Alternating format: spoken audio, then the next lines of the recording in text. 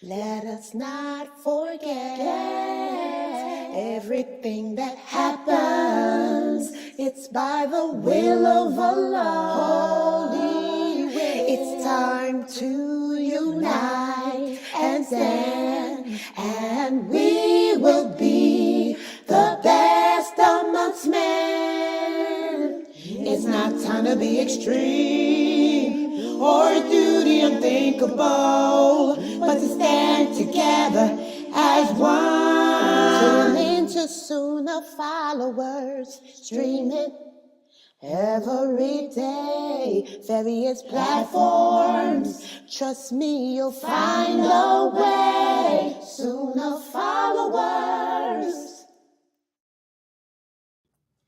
Most powerful, just my Redeemer, provider. The Prophet Sallallahu Alaihi Wasallam said, anyone who puts to memory the names of Allah can only be guaranteed paradise. But it's not just simple remembrance. It's taking the names of Allah and seeing that He is who He says He is, and then applying it to your heart and showing it through your actions.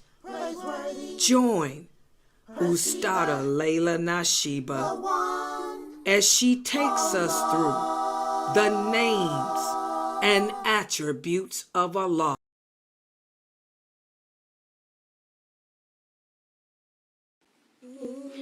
Assalamu alaikum. Sunnahfollowers presents a new and exciting course to add to your Islamic learning and development.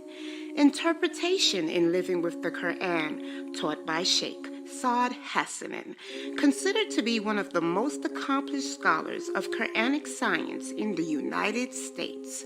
He is a member of AMJA, the Assembly of Muslim Jurists of America. He holds a PhD in Islamic Studies, professor at IUM. His specialty is in 10 different styles of Quranic recitation and jurisprudence. Classes will be held every Thursday at 8 p.m. Eastern, streaming right here on Sunnahfollowers. Ask Sister Laila live. Ask Sister Laila live. Weekly for the show at the hour. Ask Sister Laila live. Ask Sister Laila invite your friends and family. Get cozy. Ask Sister Laila. Wake up in the morning, hands and feet get wet. My Lord, get wet. Get wet. My Lord, wet. My Lord, wet. My Lord. Wake up in the morning, hands and feet get wet. Get ready for our conversation, deep and in depth. Obligations are serious and need to be met. So I prepare so I won't forget. Go ahead and make a good intention. Yeah, yeah. You can wrap up some good things. Yeah, make a donation to the side and go from left and make it right. Just remember and don't lose sight. Jannah is the goal. Jannah is the goal. Jannah is the goal.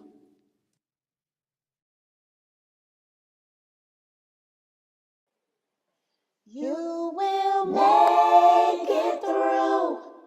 The Fitrah is awake in you. With Quran and Sunnah by your side, here's a place where it will thrive. You will make it through. You will make it through. The Fitrah is awake in you. With Quran and Sunnah on his side, here's a place where it will thrive. You will make it through. With Quran and Sunnah on his side, here's a place where it will thrive. You will make it through.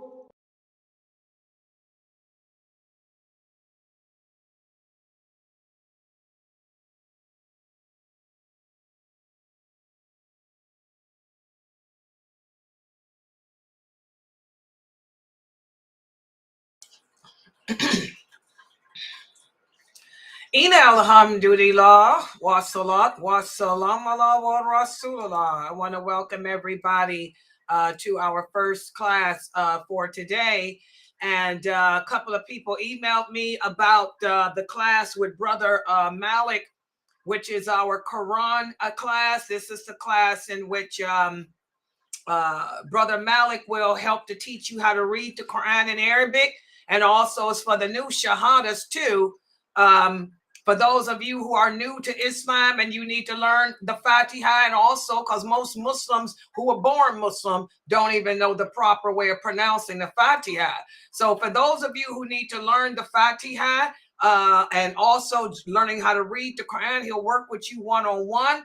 That class time has changed for now because he's trying to again get his dissertation together for him to be a teacher. So his class has been changed to 10 o'clock, Monday through Friday, 10 p.m. Eastern Standard Time, which is a better time probably for most of the people here, because the children are home from school, you're home from work, you're done cooking, you're done cleaning. It's right after my 9 o'clock class.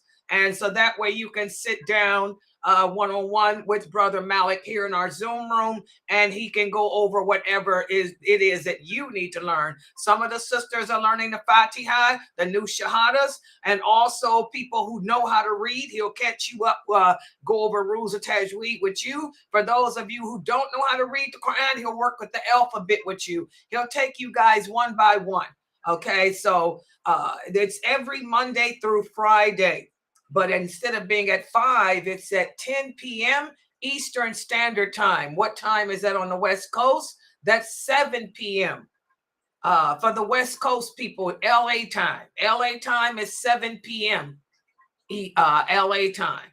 Okay, so just to update you guys on that, because a couple of the sisters were asking me about his class. So, and also just to let everyone know, beginning tomorrow,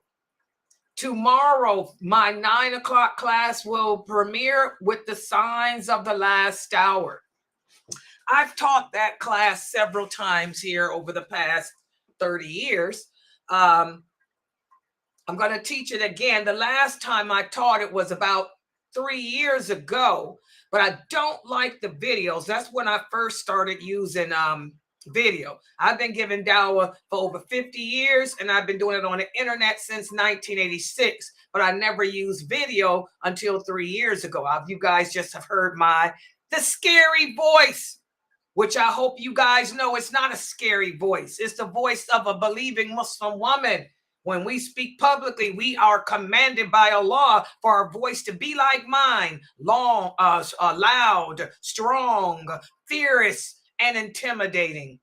This is how Aisha radiallahu anha spoke. This is how Salama spoke. This is how Khadija radiallahu anha spoke. When she'd go out there and tell Abu Jahl, she'd say, I am the daughter of Kuwailit.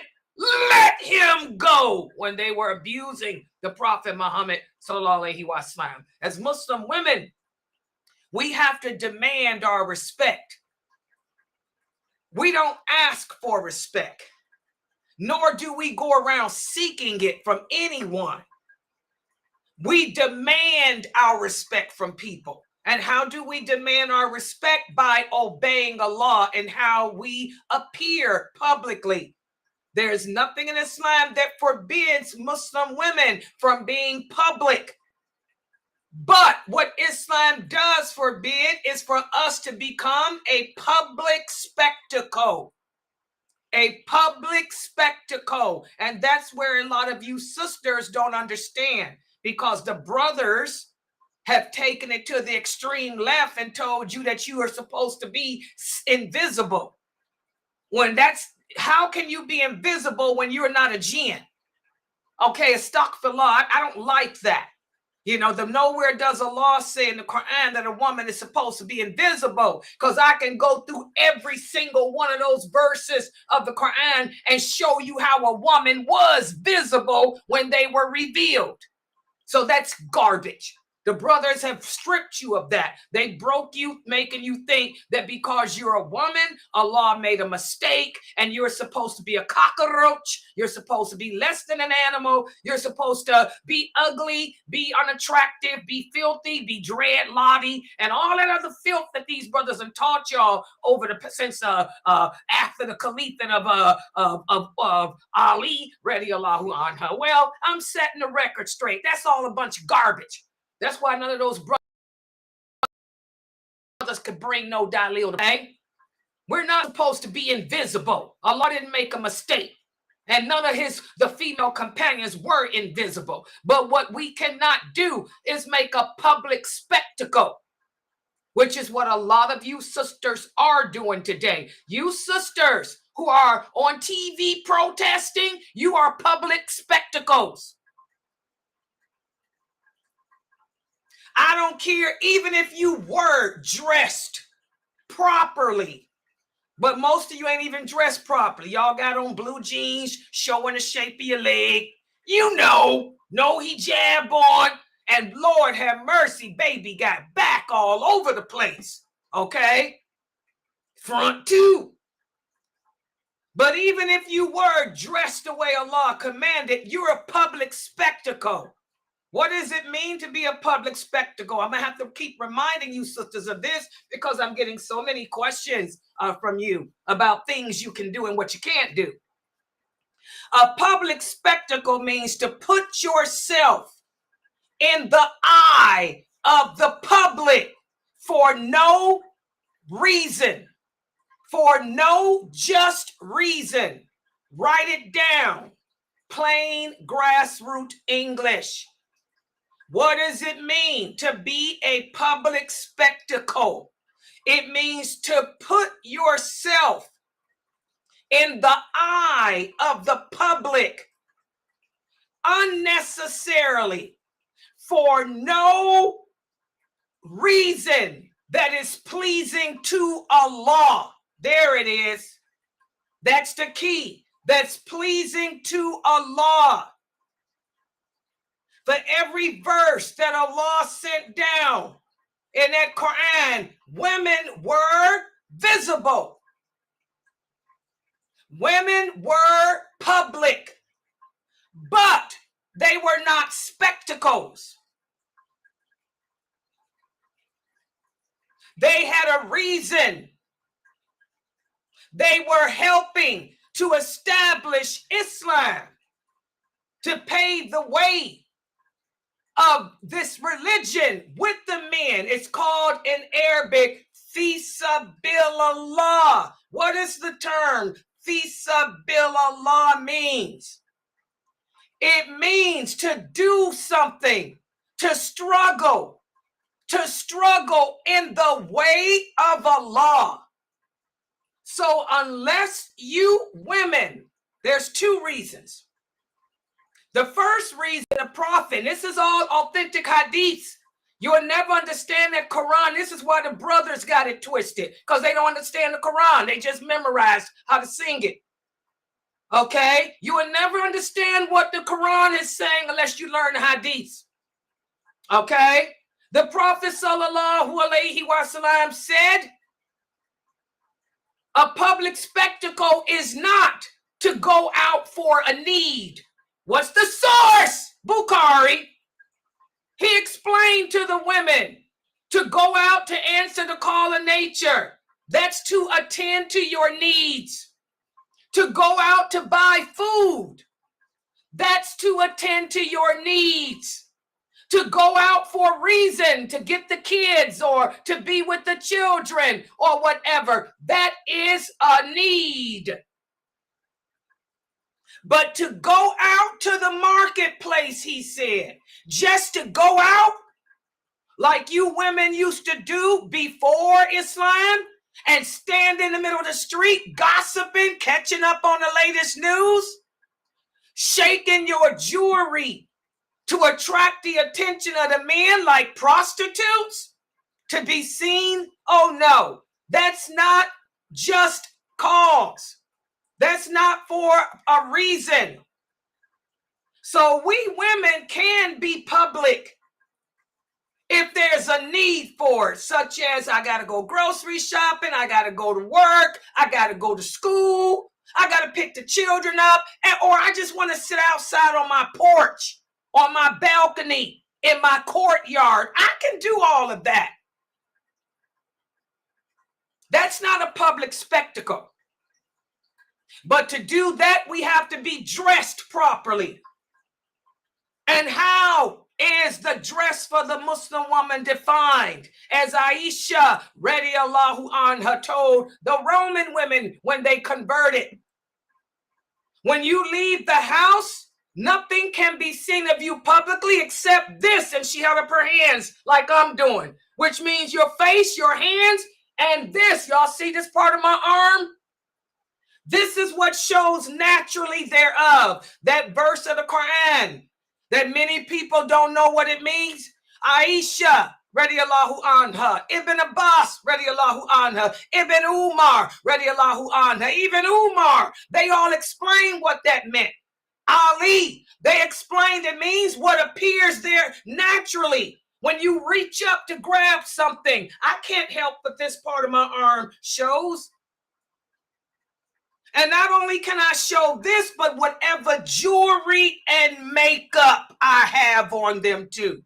This is the view of all, every single one of the original companions except for Ibn Masud. And Ibn Masud is out-trumped by Aisha, Ibn Abbas, Ibn Umar, and all the rest of them. Okay? So, if you sisters are gonna leave the house or go out in the public, you have to dress the way Allah commands. That dress includes, as Allah says in the Quran, "O you women who believe, draw your veils over your bosom, like I have my khimar. Your breast should be covered. Your hijab should not be tucked in." Now, if you working at your job, that's different as a nurse or whatever. But you going to the store or going out the house to pick up the kids or to the mailbox or just going out the house, period. My hijab has to come down to cover my baby fronts. And your abaya should be loose, where it doesn't show the shape of your body, your baby, your woman curves. Nor should it show your skin except for this. This is the only part of your skin that should be seen. Face, hands, and what comes to here, naturally thereof. Y'all understand that? This is the understanding of the companions. I don't care what no four imam said. I don't care. They don't have nothing to say.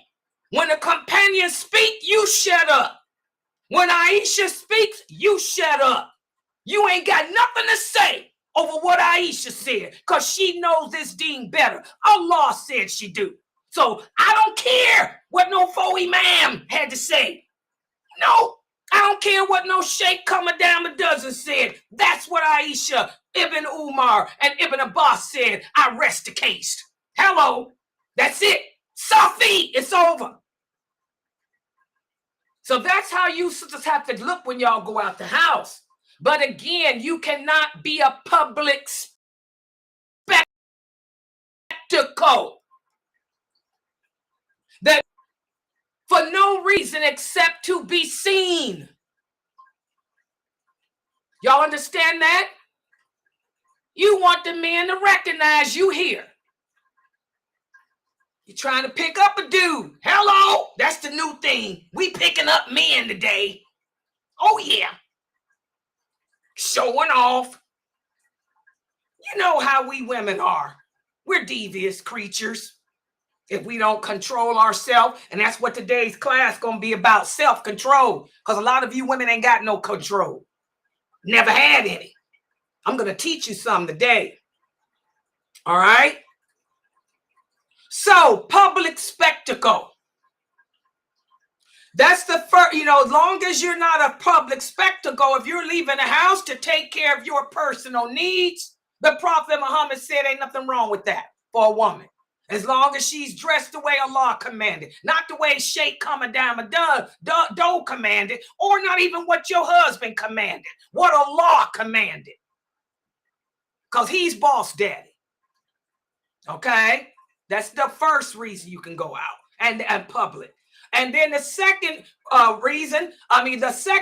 excuse that a woman can have to be public is Fisabilillah.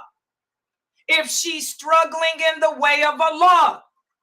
Those female companions, not only did they have personal needs, but they were all paving the way with the men. They were Fisabilillah, struggling in the way of Allah. They participated, as I've proven in my series of the Heroes of Islam. They participated in all the battles.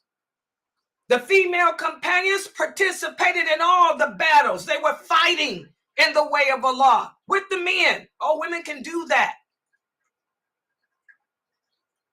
Also, going to the mosque. Allah allows the Muslim women to come to the mosque. The Prophet Muhammad used to give his khutbahs from the mosque. Every day after Fajr, he would sit in the courtyard of the mosque and interpret dreams for the people and answer questions. The women would come for that because the women had questions too. The women had dreams too. Okay? Weddings and things like that. The women participate in that. The Eid celebrations, we participate in that. These are our gatherings of Islam. So we can do all of that. And also for dawah, teaching this religion, Fisabilillah, that is the same as fighting on the battlefield. Aisha, radiallahu anha, was one of the first scholars of Islam, and she out-trumps every man on this planet today. Ain't no man on this planet more knowledgeable of this deen than Aisha. Anybody that say that they are is a liar. They lying against the law. Allah said she was the best. He says she was of those originals.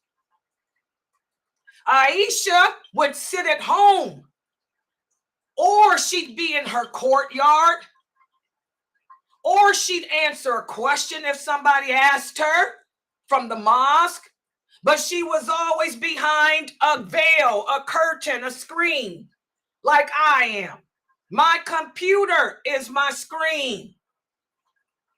I am in my home, in my bedroom, the most safest place for me on this planet. You gotta be Spider-Man to get to me, because I'm way up. Okay? And Spider-Man will be in for a rude awakening, because guess what? I'm Catwoman. And I'll wipe him out, lick him out, chew him up. All right? Giving dawah is Fisabilillah. That's struggling in the way of Allah. Okay? But there's the conditions. Number one, you got to be qualified. That's the problem. A lot of Muslim women are sitting on the internet calling themselves doing Fisabilillah dawah. You ain't qualified. You don't even know what a menses is. Most Muslim women don't know what a menses is, don't know nothing of the rules of menses. You don't know how we pray as women. You can't answer basic questions about what your role is. So what makes you think you qualified to give dawah to anybody? You better take your behind home. Most of these women that sit on the internet looking for a man, y'all know that, right? Y'all know we women. Most of them single and looking for a dude. That's all it is. When they got divorced, they trying to find another one. That's all. So you got to be qualified. And a qualified woman is a woman that learned the religion from the true people of knowledge, not from some wannabe. Okay? And again, she has to follow the adab, the behavior. Her voice has to be like Laila Nasheeba's, strong, intimidating. Because again, Allah commands the believing women. He say, oh, you women who believe, do not soften your voices publicly. Make your voices loud and intimidating when you speak publicly. because you don't know the evil that lurks in the heart of men. Oh, we know. I know the evil in their heart. All women know how sick men are in their hearts. Okay? So that's garbage. Y'all know that. You can turn a man on with your voice. You women know it. Y'all been doing it for centuries. Take them soft voices on back and flush them down the toilet. Get rid of that crap. This ain't no Marilyn Monroe, Mae West stuff. This ain't the Nicki Minaj show. This ain't the J-Lo. Y'all better get it together, sisters. So, public spectacle. It means to be out in the public eye with no just reason. You just there. You're not doing anything, and that falls in the category of struggling in the way of Allah. You're not taking care of a personal need. You're just being there so you can be seen. You're trying to attract the attention of others, or you're trying to be what Allah didn't create you to be, a man. That's the thing today. You want to be a man. This is all about women's lib and LGBTQ. If I were a boy, come on, that's the song. What is it, Beyonce? If I were a boy, that's the problem. You women want to be boys. Y'all want to be men. So you out there trying to be a politician. That ain't the job for no woman. You out there trying to be a public speaker. About what? Unless you speaking about Allah, sit down. And you ain't qualified to speak about Allah. Again, you don't even know what a period is. You don't know what a menses is. Okay? You women are praying on your menses. Most all of you women listening to me are making prayer on your menses because you don't know what a menses is. You think that your menses is based on days. So public spectacles, that's something that we cannot be. We cannot put ourselves as Muslim women in the eye of the public just to put it there, to be a spectacle, to be seen, when it ain't being seen for the sake of Allah. Y'all understand that? Did I break it down? Does that make better sense for you young sisters now? Because you guys have been calling me about this. So that's why you can't be no stewardess, no airline stewardess.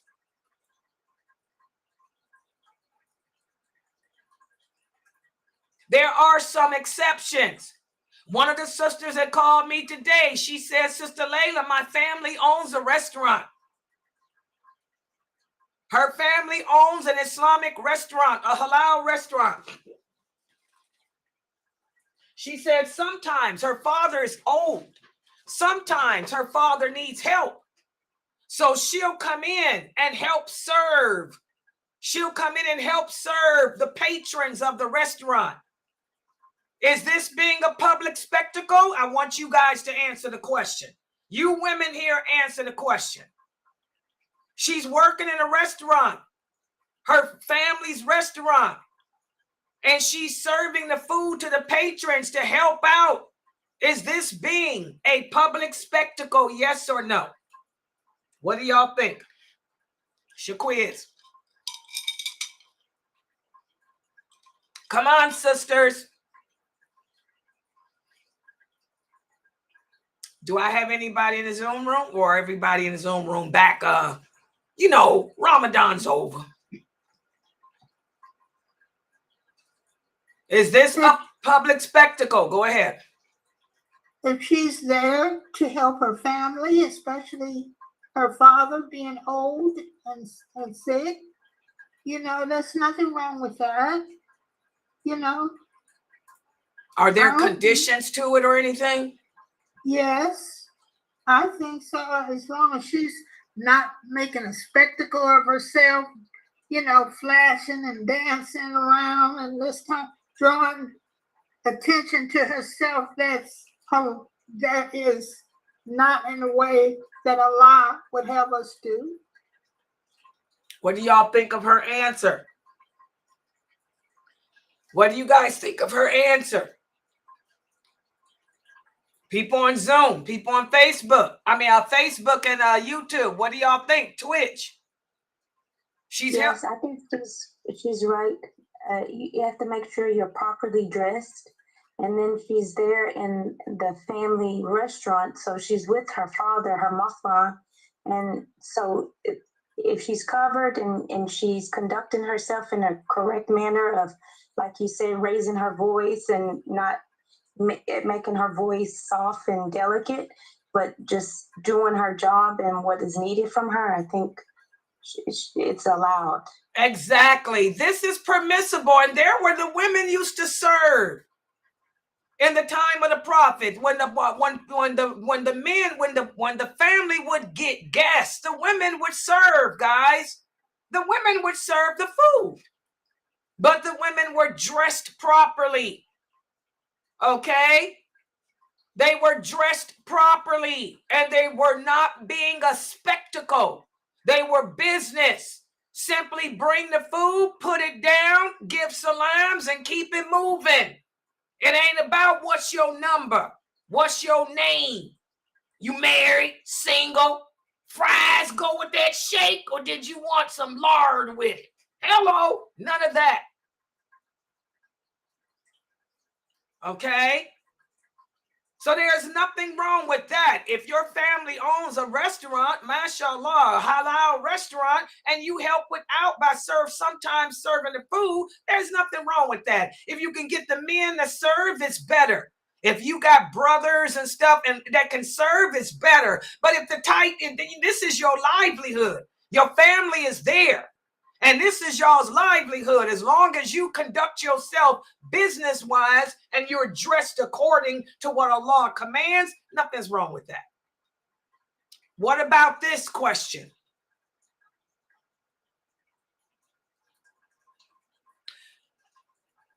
I get a job working for not my family restaurant. Can I work as a waitress? Like a waitress for Denny's or Kentucky Fried Chicken or Red Lobster or something. Can I get a job as a waitress for Red Lobster? Is this is this being a public spectacle? If I am a waitress for Red Lobster and Red Lobster allows me to wear hijab, they'll go so far as to allow me to wear an abaya as long as I put a lobster tail and a crab on it. Is this a job? Can I do this? Or is this Nothing wrong. Nothing wrong with that. Nothing wrong with that. You guys agree with her answer? She said yes. Y'all agree with that? If I'm not mistaken, I think Red Lobster sells alcohol. Okay, wait a minute. We ain't getting off into that dumb stuff. Nope. We ain't into that. It's a Muslim-owned Red Lobster.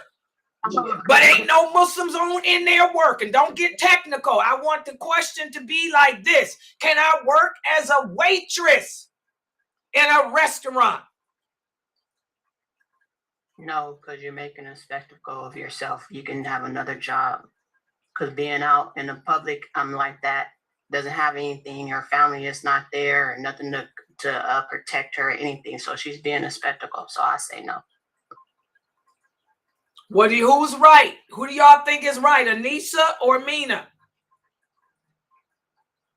Which one do y'all agree with?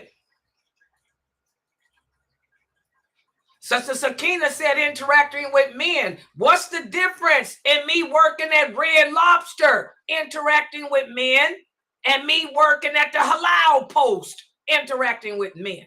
They're still men. Men are men, right? Is there a different kind of men? Maybe it's the gay blade. Is somebody gay? What's the difference between me interacting with men at the halal post and me interacting at men with the crab post? What's the difference? Come on, guys. What do y'all think? Who's correct? Mina or Anissa? Or anyone else want to give me an answer and tell me why? Y'all see how most women ain't qualified to teach Islam. We don't even know the rules that relate to us. We don't know what a menses is. We don't know what makes us a public spectacle and what doesn't. Anybody else? Come on. Who's right, guys? Anissa, because this is the same thing as long as she's dressed right and conducting herself in the Islamic morals and standards as to not be flirtatious or seductive towards the other man, then there's nothing wrong.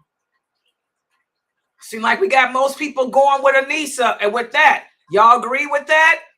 That it's permissible as long as she's dressed properly and long as she's conducting herself and not flirting, she can work at the lobster post?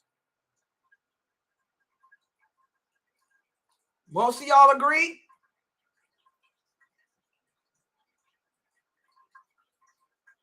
Anybody else want to try? This answer. And two, I want to mention too, though, Sister Laila, if she was in the back being a cook or something, no one would actually. We ain't even talking about that. Y'all don't take it off. Don't do like the other sister did. Don't take it. Y'all got to be right on point. Islam is on point. Pretend that you a ballet dancer. You on point, baby. Don't go off into that other crap. Okay, I see you. You know, seriously, guys. Anybody else? We women need to get it together. We done let men break us down that to the point I'm not gonna say Arabic women because Arabic women know their rights.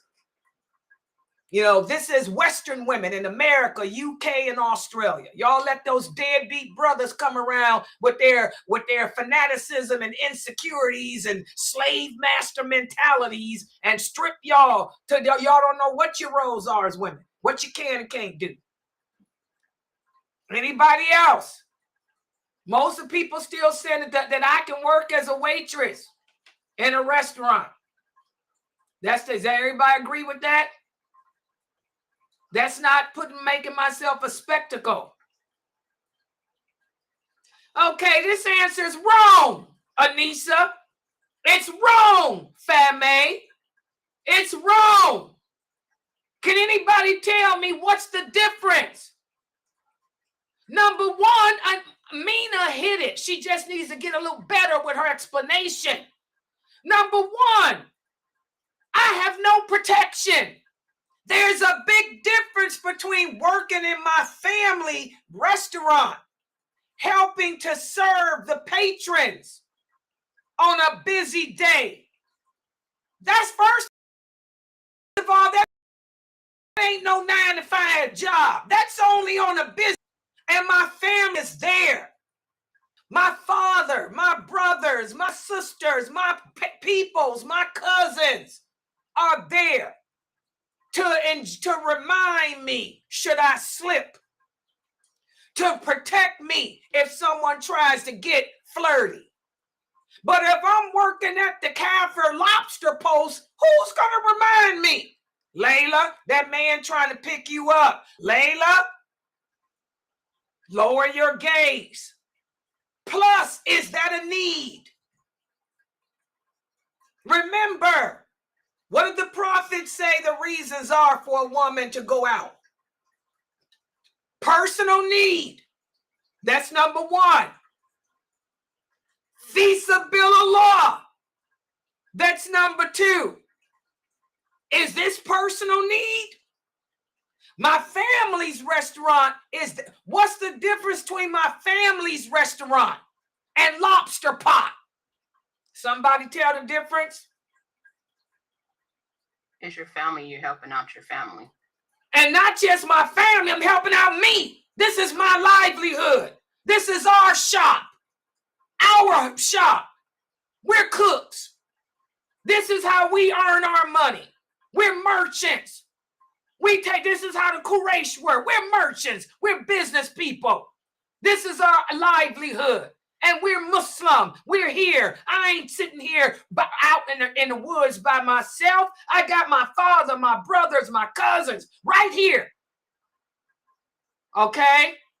Whereas I'm in the lobster pot, which is a Kafir-owned place, number one, who don't know my rules, don't know my rights, and could care less. And by the way, is there an alternative? Oh, yeah. First of all, waitresses don't make no money. What can y'all tell me of whoever heard of a rich waitress? They survive off of tips. My family business is different. This is my family restaurant. This is my family. I got to get tips out here. I got to hustle. I got to smile. I have to wink my eye to get tips because waitresses survive off of tips. Come on, guys. You sisters are going to have to think better. I'm surprised at you, Anissa. You know, my first job was a waitress. Okay, I don't care about your first job. I'm talking about Islam. But lately, I'm confused. Okay, well, why are you confused? What about what's Walmart and McDonald's? What's that? That's waiting on. You're asking. I didn't say waiting on people. I said a restaurant.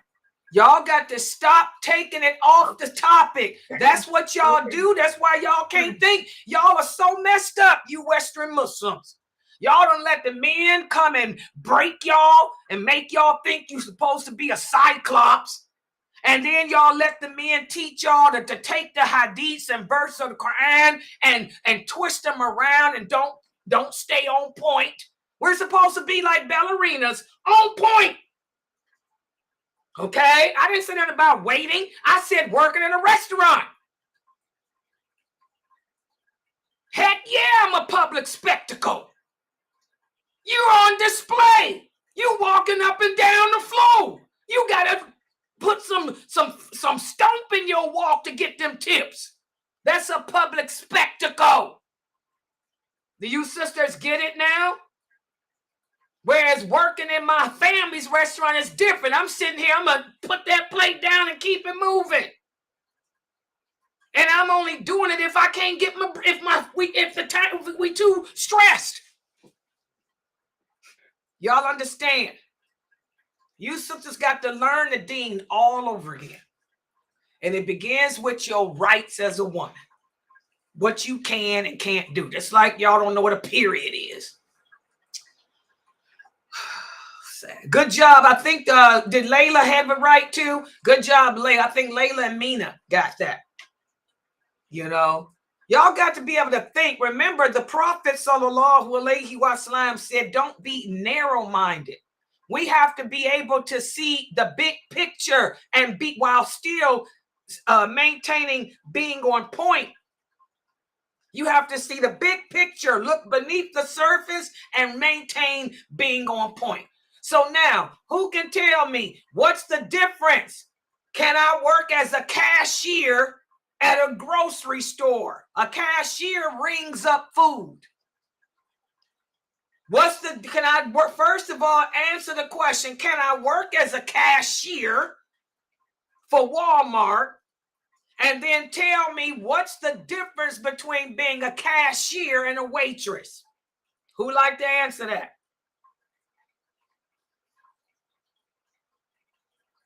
Can a Muslim woman work as a cashier at Walmart? And then the second part is, tell me the difference between a cashier and a waitress. Common sense.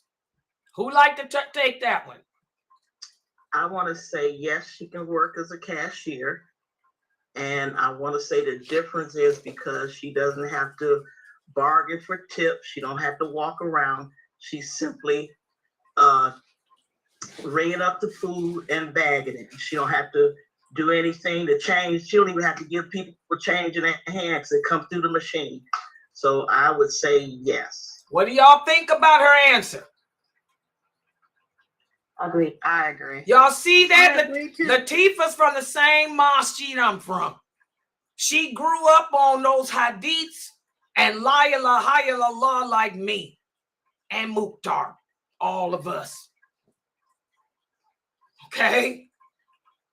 That's how simple it is. Y'all don't know the difference, Anissa, between a cashier and a waitress? A waitress does just what she said. You got to parade up and down. You got to be nice. You got to be sweet. You got to bust your butt to get them tips. That's a waitress. Well, a cashier sitting there on a chair ringing up stuff, just ringing up stuff. Long as the woman is dressed right, I'm just ringing up and bagging. Y'all understand the difference? And don't make it hard. Who said anything about, yeah. Exactly. Good job.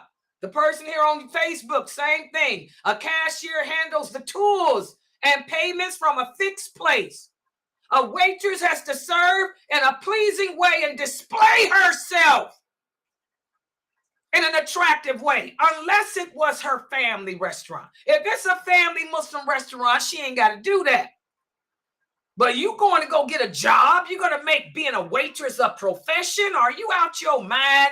What woman would do that? You ain't even getting no money. You're stupid. That's prostitution.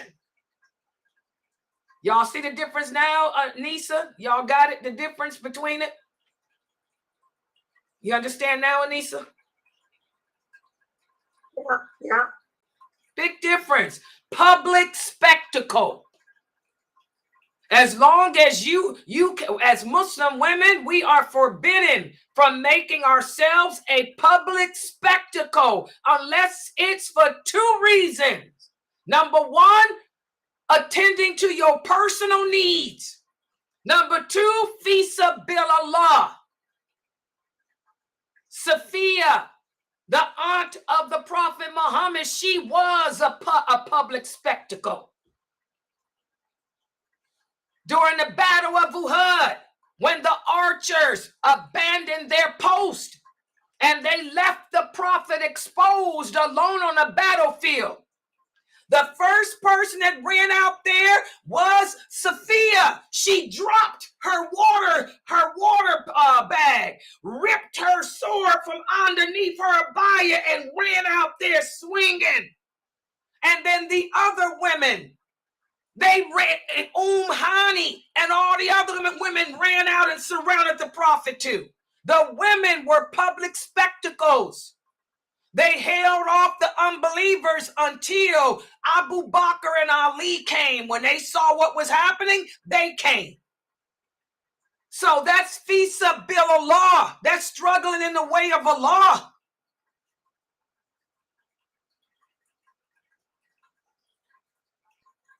You see a child playing outside in the street.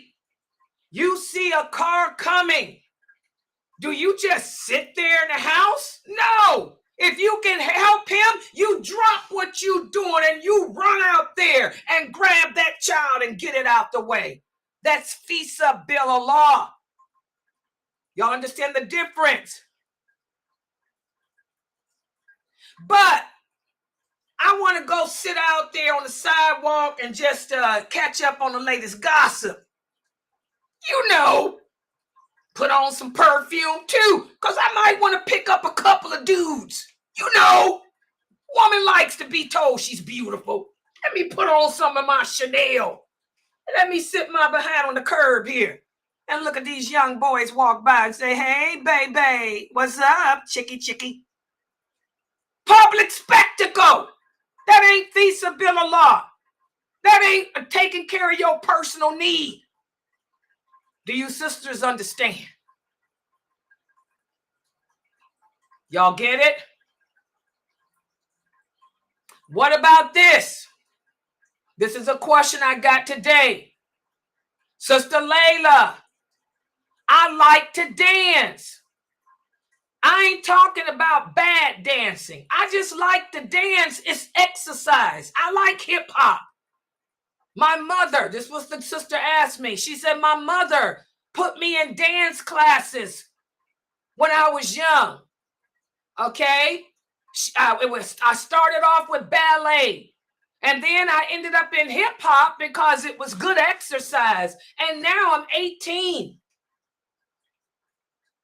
I was watching a video on YouTube.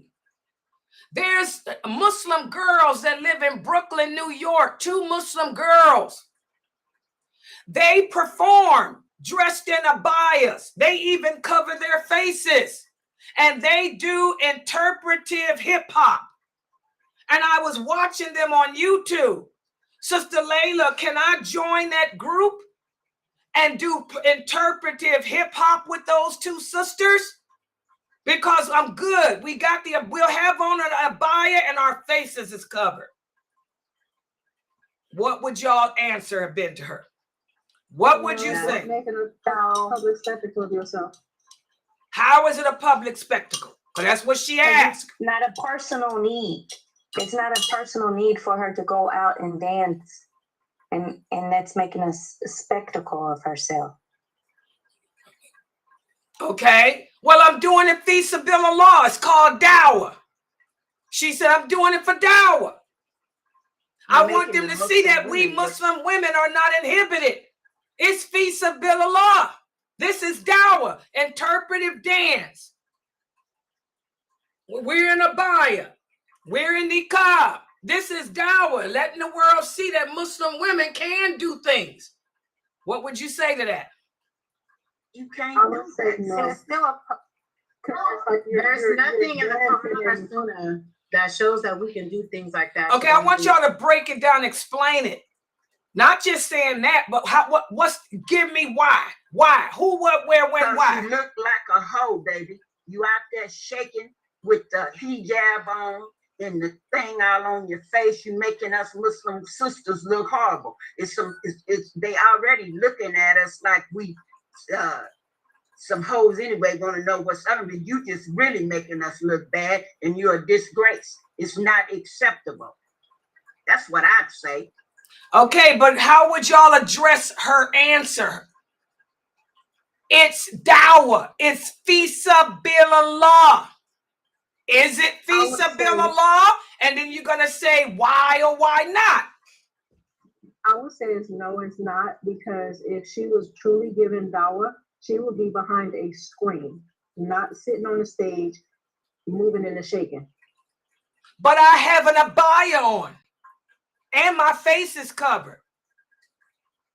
They can't see nothing but this. It's still a public spectacle, regardless of your face being covered or your body being covered. You're out dancing, making a spectacle of yourself. That's not dawah. Exactly.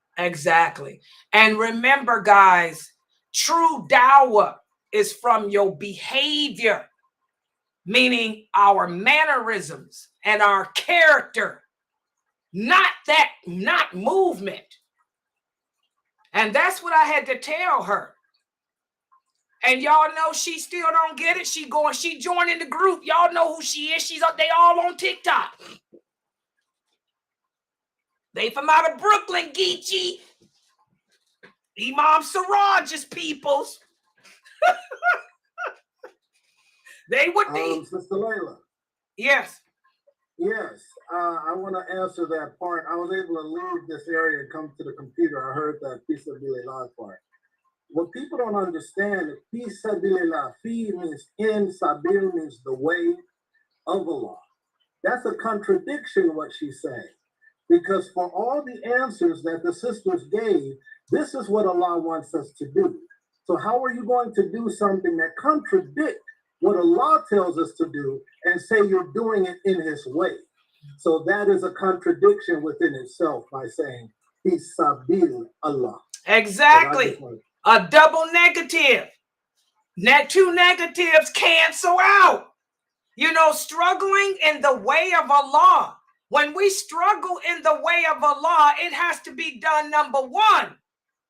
They don't even hit the first. Like I told the girl, first of all, sister, what are you doing it for? Who are you trying to please? Allah doesn't even accept our good deeds unless they're done for Him. Do you think you're pleasing Allah by getting on stage, moving around like them crazy what girls are doing? I don't know why Imam Siraj ain't got on them about that. Okay? And number two, whatever we do has to be done, like he said, the way Allah legislated. Did Allah legislate for women to give dawah by dancing? The women used to dance during the time of the Prophet. Is that how Aisha behaved?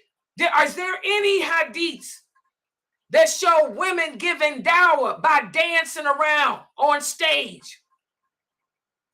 So how can you say, like he said, what does the word mean? To struggle in the way of Allah. When we struggle in the way of Allah, that means number one, your intentions to do whatever you're doing is solely for him. These girls are doing it for recognition. They're not doing it for Allah. They're doing it to be recognized with the public because, like she told me, she likes to dance. Just trying to find a way to be a hip-hop dancer. Okay? So this is how you sisters are going to have to think. Okay? If it's not done for the sake of Allah, and if it's not done the way Allah legislated, you canceled out fi sabilillah. It's not fi sabilillah at all. Because it wasn't for his sake nor his way. Everybody understand that? And this is the problem we're faced with today with the Muslim youth. I don't know what's going on up there in New York.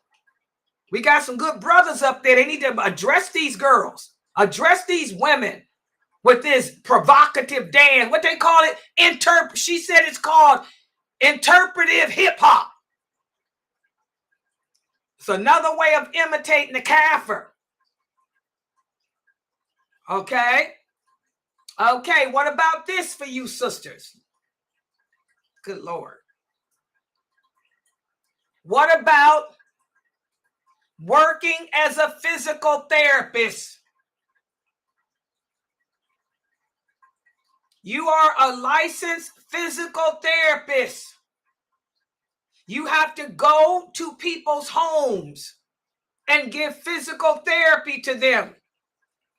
You have to also go to the hospitals and give physical therapy. Is this making yourself a public spectacle?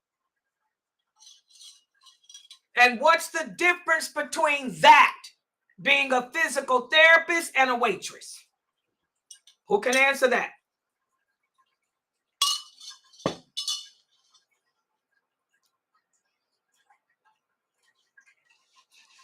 I'll say no. You can do it, and the reason why you can do it is because it was in the health field, and it's a need for it. With the people that have things going on with their knees or whatever the case may be, you're not parading yourself, even though you are in a person's home. I get that, but it's a need for it for people. It's a need for people. Personal need, not a need. Because there's a need for prostitution too. Don't twist the words. Okay. Either personal needs. What is personal needs, guys? Answering the call of nature. Just be alive. Going to the grocery store to buy food. That's personal needs. The things I need to survive with. And then the second reason is fi sabilillah. So now, which one and why? Try it again. Go ahead, Mina, try it again. Get your word in together. Okay. Is it lawful to be a physical therapist? I'm going to say yes, it is lawful. And the reason why it's lawful, because it's fi sabilillah. So you're helping the person out. Anytime, just like, okay, I'm just going to say it in my own words. I don't know if I'm correct or not. Okay. So the reason why I said it's fi sabilillah, because you're helping someone. Okay, anybody else want to try? What do y'all think? That we know the Prophet, the wives of the Prophet sallallahu alaihi wasallam would go out and tend to the wounded that was hurt, and they were men. So it was for the sake of Allah they went out and did that. So it would fall in that same category. So what's the difference between being a physical therapist and a waitress? Why is it that a waitress is not fi sabilillah, but that is? A physical therapist is helping people improve their way of life. Exactly. And by the way, If I'm going to be a physical therapist, does it just have to be women, or can I be a physical therapist for men? You could be a physical therapy for men. What y'all got to give me who, what, where, when, why? Okay, I say you can be a physical therapy for men because one of the companions used to fix the men's nose in a war. They didn't just work on women, they worked on men too. If men was hurt, they helped the men as well. Is there a hadith or a verse of the Quran that addresses this?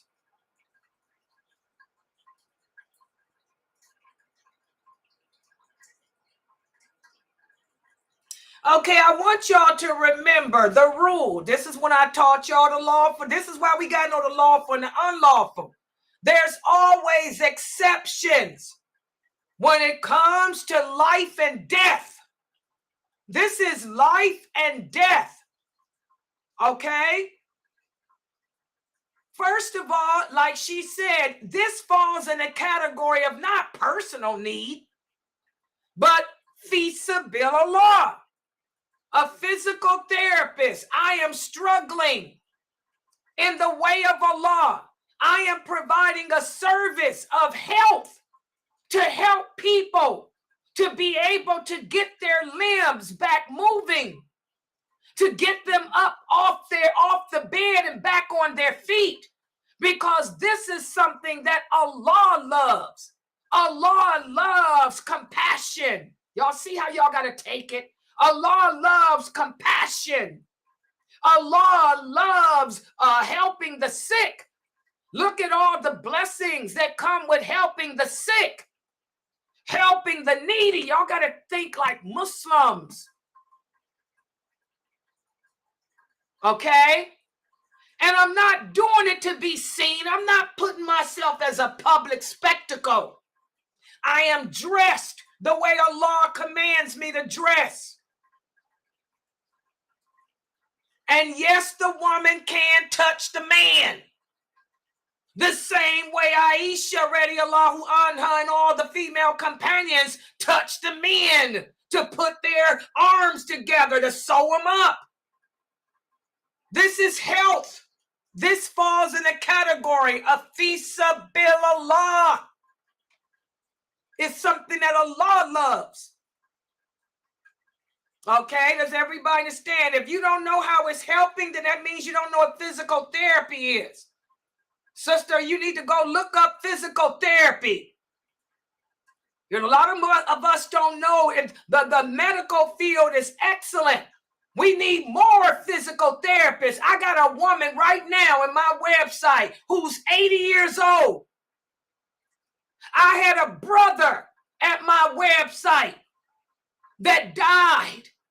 He had to have physical therapy to turn him, to move his legs. Physical therapists are doctors. Where does Allah say a woman and a man can't be doctors? Don't y'all know Aisha treated men? Who do y'all think she was stitching up on the battlefield? She wasn't stitching up no woman. Who do y'all think the Hafsa was stitching up on the battlefield? She wasn't stitching up no woman. Y'all got to be careful. Y'all got to break yourselves of that mentality that these rigid brothers put in your head, making you think that you are oppressed as a woman, because that's garbage. Who do y'all think Aisha was treating? Asiya, may Allah be pleased with her. She was the physician for the Muslims. When the Prophet ﷺ migrated to Medina, the first thing they did was build the mosque. The second thing they built was the hospital. The hospital was attached to the mosque. Asiya's father was the chief of the tribe, one of the tribes of Medina. He was a physician. And Asiya was his daughter, trained to be a physician just like him. Asiya taught Aisha. She was Aisha's teacher. She taught Aisha, Hafsa, Zainab how to be nurses. And every battle that the Muslims fought, Asiya would send a regiment of women to the battlefield to take care of the sick. They would stitch them up. They would wrap their arms up. If the man was seriously ill, Aisha and them would grab it. As you can see in Bukhari. What's the source? What's the source? Sahih Bukhari.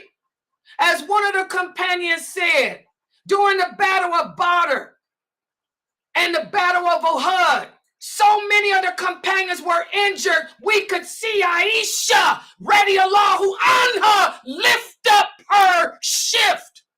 And we saw the calf of her legs as she jumped over the dead bodies to get to the men who were not dead, to give them water. This is Bukhari.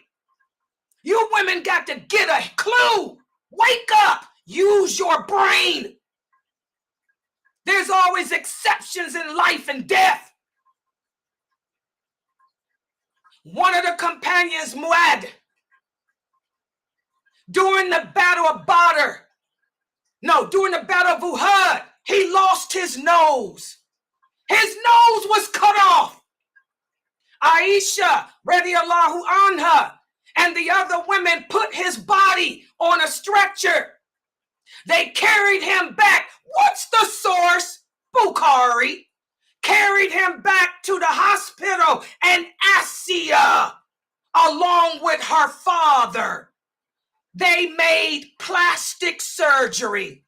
They made him a new nose out of gold and sold it on. That's Fisabilillah. Fisabilillah. And let's talk about after the battles. When the Prophet sallallahu alaihi wasallam moved to Medina, after building the first mosque there, again, they built the first hospital. As many of the companions migrated from Medina to Mecca, from Mecca to Medina, the weather was different. They became sick with the flu. So many of the companions were placed in the hospital. And Aisha, radiyallahu anha, went to them to help care for them. She saw her father and Bilal. What's the source? Bukhari. She went to visit her father and Bilal. She said, "Oh, Bilal, how are you?" He said, "Oh, Aisha, I can't stand this weather. I'm sick." And then she asked her father, "How are you, father? Are you feeling better?" And she poured some water for Abu Bakr. And she poured some water for Bilal. She was a nurse. She wasn't just a nurse on the battlefield. She was a nurse like a nurse is today. Whenever somebody got sick, they went to the hospital. Whenever a person got sick, the Prophet said, "Go to the hospital." Asiya, I did her story. For those of you who were not here, go to my Heroines of Islam class. I did the story of the first female doctor of Islam. She stayed in the hospital. Whenever a companion was sick, be it a man or a woman, the Prophet sent them to her, and she would access them. She would take their vitals. Yes, their vitals. So this misconception that we have, guys, about Islam, this is why we have to learn the hadiths. I know the hadiths. Y'all don't. So you sisters ain't used to the religion being presented to you correctly. This topic doesn't need to be investigated. There's no scholar of hadith on planet Earth who will tell y'all that I'm teaching wrong, because all these hadiths are in Bukhari and Muslim, and any person of knowledge knows who the first female doctor of Islam was and what she did. Do y'all understand that? So this rigidity that we have, y'all see the damage of it. Because of these strict, crazy men who broke you women down into thinking y'all less than human. And then you got the lenient men who told you you can be a feminist. You sisters don't know your rights. You don't know if you can be a waitress. You don't know if you can be a doctor. You don't know what a period is. And you think that you can't attend to a sick man. So if your next door neighbor fell out in your house, you gonna let him die because you a woman? You just sit there and you let him die? Come on, people. Y'all got to learn the deen. Now do y'all see why Allah sent this war? We Muslims don't know the basics. Like the Prophet said, until you learn the meaning of La ilaha illallah, until you learn wala wa bara, until you learn the lawful and the unlawful, you don't know nothing. You don't know nothing. And that's why this world is in chaos today. Everybody get it? Any questions?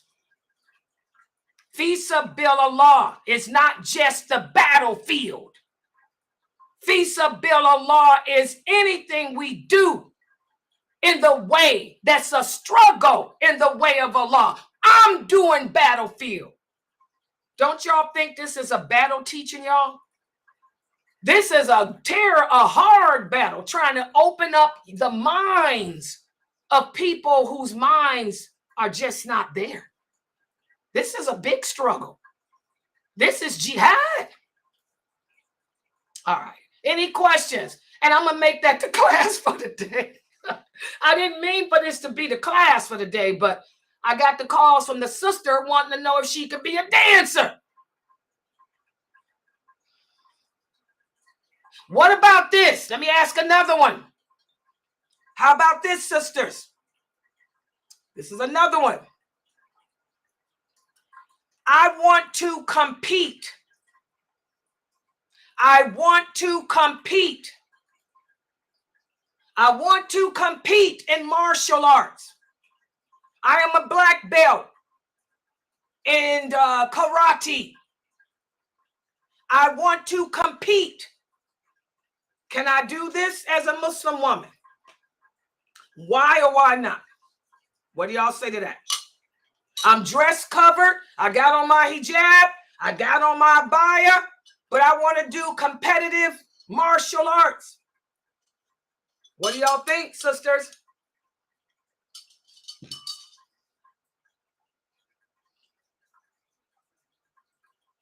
I'll say yes, because we're supposed to learn how to defend ourselves. Just to be a law, that's a struggle.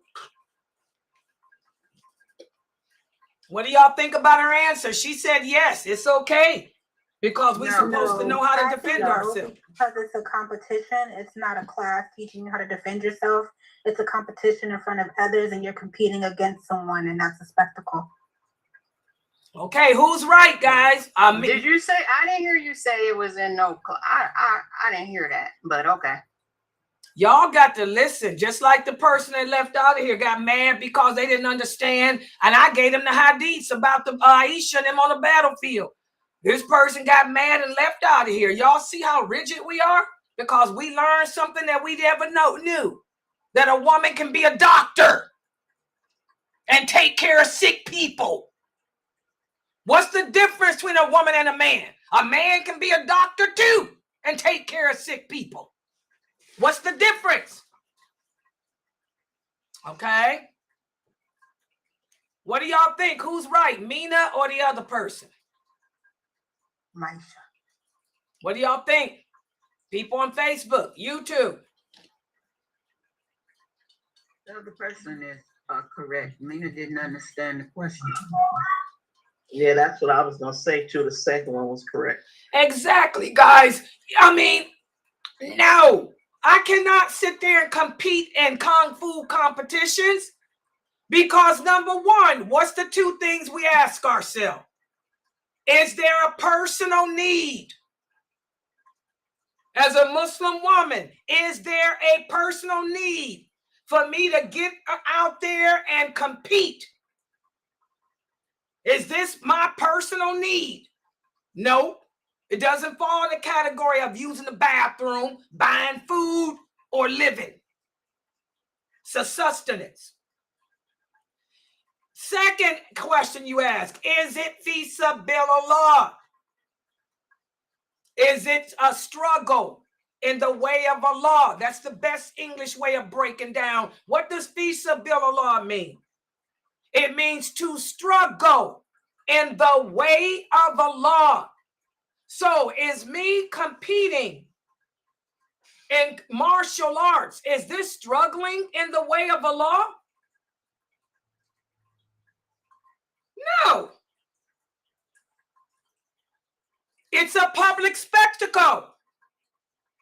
I'm not fighting nobody on no battlefield. This ain't even training. This is competition. And if I were to train, there's rules for that too. I wouldn't be training publicly on display. Again, what does spectacle mean? A public display of yourself. Why would I make myself a public display unnecessarily? That's an unnecessary public display. Do y'all understand, sisters? There's nothing wrong with learning martial arts. But if you want to be competitive with it as a woman, no, you better stay in your house. And I know we got the other sister. That other sister from out of New York too. New York, Brooklyn. The sword woman. She was a public spectacle, guys. That wasn't dawah. A lot of people say she was given dawah. How is that given dawah? How is that given dawah? A woman on the stage, sword, competing. Because she was Muslim, it's dawah? Everybody know Muslims know how to fight. They think we terrorists. So how is that giving dawah? How is that calling anybody to Allah? Everybody knows Muslims like to fight. That's why they scared of us. That wasn't no dawah. That was personal desire, personal like, personal want. It was not personal need. Y'all get it? Yeah, you sisters are going to have to work on this. And I want y'all to think about it and work on it with your daughters. Let them know, Islam does not forbid us from going out the house. Islam does not forbid us from being out in the public. But Islam forbids us from being public spectacles. And that's where we lose it. We don't know what a spectacle is. If it ain't serving no purpose other than entertainment, then that should tell you it's a public spectacle. If it ain't serving no purpose than making you feel good about yourself, then that should tell you that that's a public spectacle. Because it's got to be for Allah. It's got to be for Allah. And if it's for Allah, it's done the way He said do it, not the way somebody else see it. Did I break this down for you guys? What do y'all think? I don't understand how working in a restaurant is a public spectacle.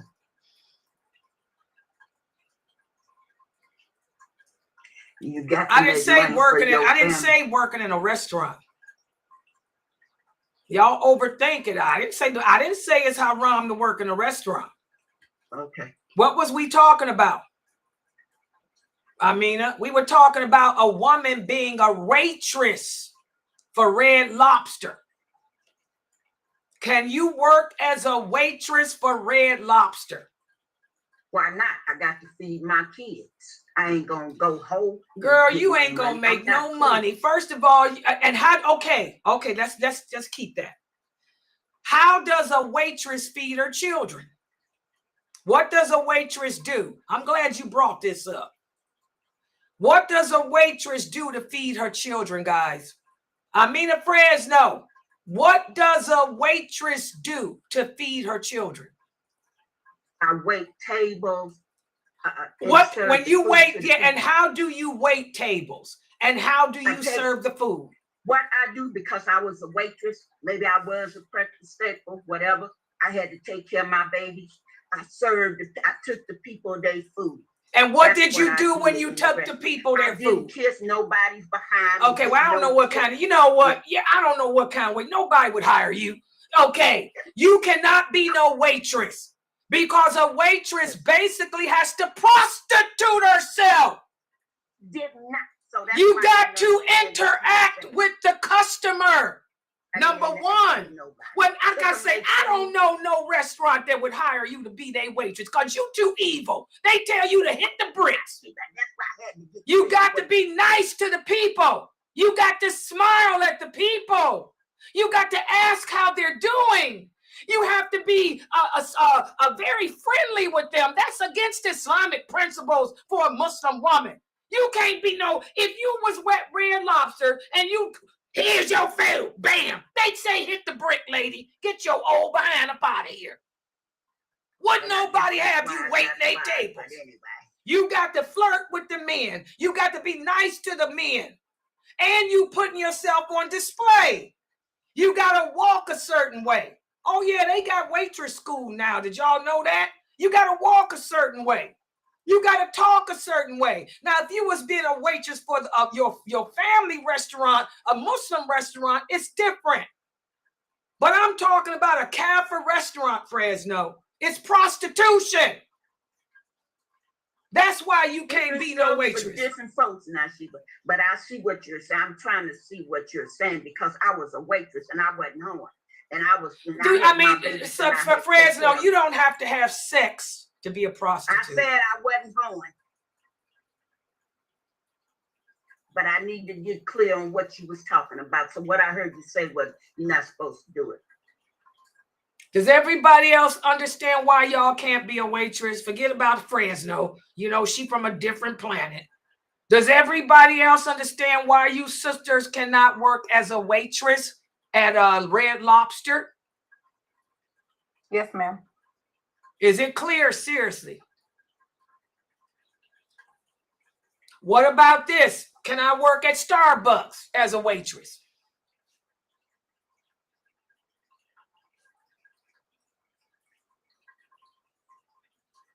What's the difference between Starbucks and a restaurant?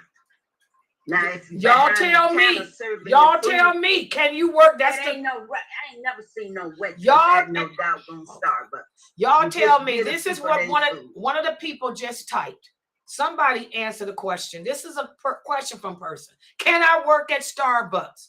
Can somebody answer that question and explain what the difference is if there is one? Okay, my experience with Starbucks is that there are no waitresses at Starbucks. It's just like working in a grocery store. You take the money and give them their coffee or give them their cake. You're behind the counter. You're not shaking your behind. You're not doing none of that stuff. That's my experience. What do you guys think about her answer? I say true. Exactly. You guys need to learn what a waitress is. Okay? Now, Starbucks, they're just cashiers. They're just making the coffee, sitting it down, making the coffee, sitting it down, making the coffee, sitting it down.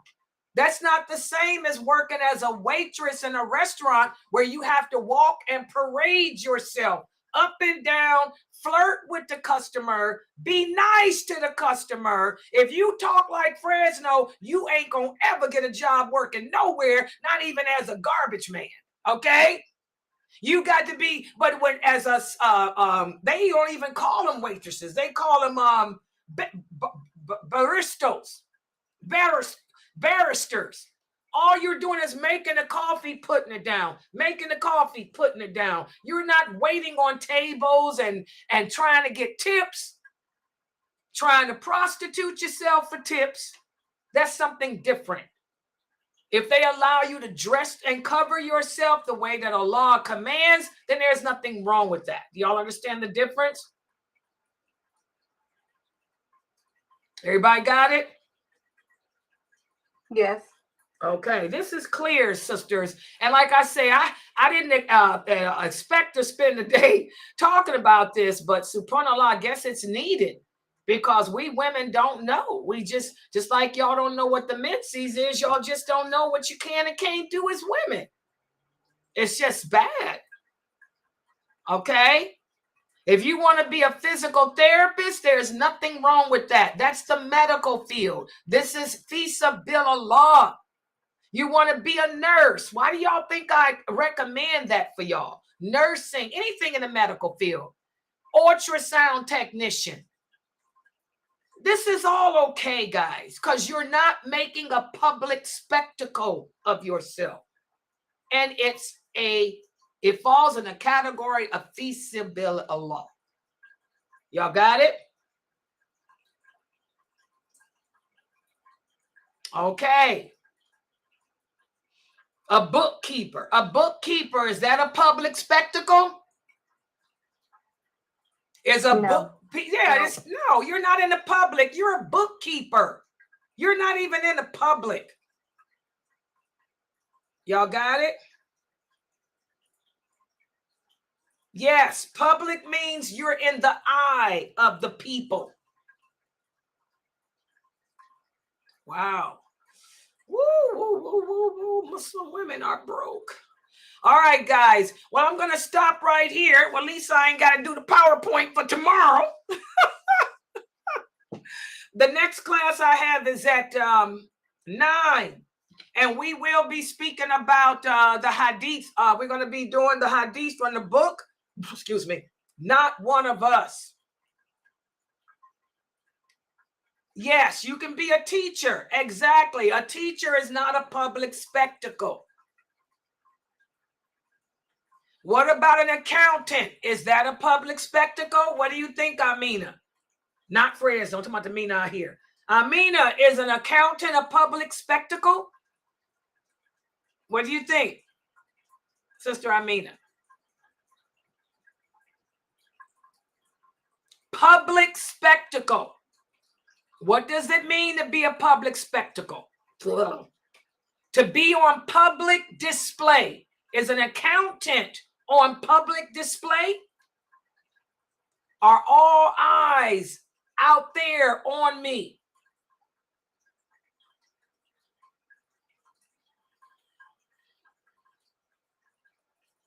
Y'all understand? Okay, yeah. So public, good job. So public spectacle is simply being out in the public, guys, in the eyesight of the public, demanding attention unnecessarily, attention just to be seen, attention where you have to be noticed. That's why waitressing is haram. Waitresses have to be attractive and noticed. If they're not noticed and attractive in how they present their stuff, they're not getting tips. You can't be like Fresno talking about. Y'all know it darn well with no place hire her. Y'all got it? Yeah. All right. So inshallah, I'll be back at 9. And yes, tomorrow, brothers, the brothers asking about my signs of the last hour. Let me play that clip too and show y'all that signs of the last hour. Yeah, it's going to be tomorrow at 9, inshallah. Let me see that clip. This one here. Open your eyes and look around you. You see the very things that you read about coming true. Don't you realize the moments I need correct yourself in your affairs? He has made it crystal clear. These are the signs of the time. Assalamu alaikum. Sunnahfollowers, new class. Stay tuned.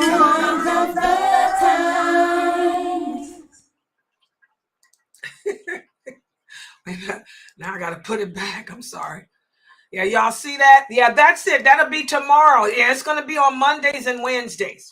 Inshallah, since we completed the book on articles of belief, this class will be every Monday and Wednesday, inshallah. So I'll start it off tomorrow. In fact, I'm going to work on the PowerPoint tonight. Yeah. Yes, at 9 p.m. Eastern Standard. And let me again remind everybody, don't forget tonight, for those of you who need to learn how to read the Quran in Arabic or the Fatiha or Tashahud, at 10 p.m. Eastern Standard Time, join our Zoom room because Brother Malik is working to teach you guys how to read. All right? Okay, I'm going to log out. I'll be back in about another hour and a half. Subhanakallahumma wa bihamdika. Ashhadu an la